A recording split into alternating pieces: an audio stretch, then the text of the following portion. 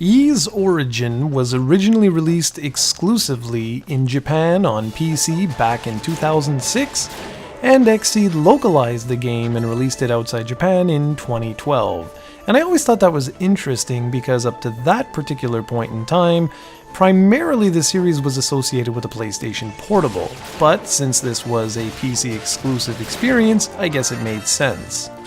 So that makes the game quite old, actually, by today, if we go all the way back to the original release from 2006.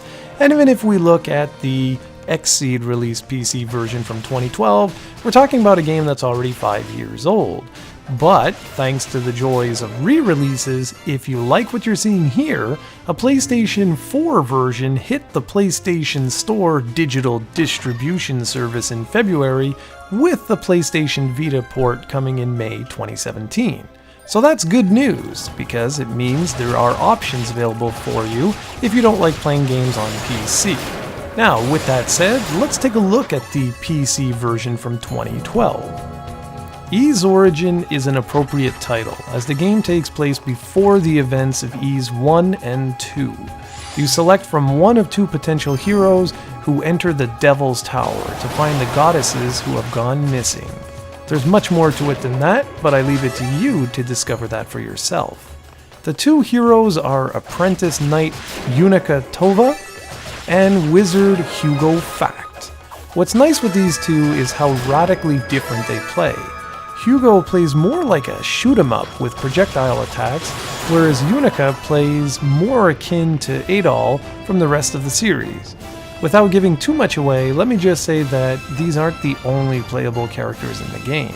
Ideally, you would beat both scenarios before tackling the all-encompassing third scenario.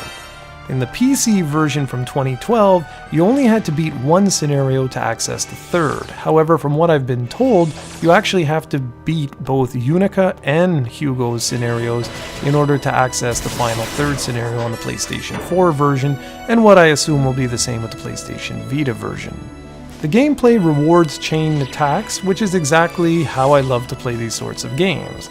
Last week we looked at the Oath in Felghana, and the gameplay is very similar here. You run up and attack as many enemies as possible to chain more and more bonuses together.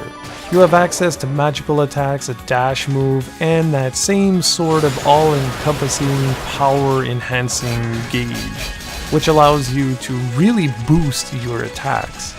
The gameplay holds up very well, and in total you should be able to make it to the top of the tower within 8 or so hours. That means repeating the process multiple times really isn't too much to ask, and since everyone plays so differently than each other, it's really a fun thing to do. From what I've heard, there are a few graphical and audio issues with the PlayStation 4 version, but since I haven't played it myself, I can't really confirm. What I can say is that this PC version plays wonderfully and holds up extremely well. It features controller support, although I would recommend going in and changing the default settings to make the controls more manageable. Clicking the right analog stick to bring up a menu, for example, is far from ideal. The audio-visual presentation is also fantastic, with the backgrounds looking extra sharp and the main protagonist also looking great. Enemy and level designs are typical Ys fare, which is to say they look very good. I've also always been a fan of the rocking soundtrack, and that remains true today. With the nice bonus gameplay modes available and a nice meaty campaign, this is a really easy one to recommend to fans. If you don't play PC games, as I mentioned several times now, you can pick this one up digitally on the PlayStation 4 for $20, or if you're really lucky, you might be able to score a physical release from limited run games later this year at some point, although those will be gone extremely fast and will sell on eBay for hundreds and hundreds of dollars.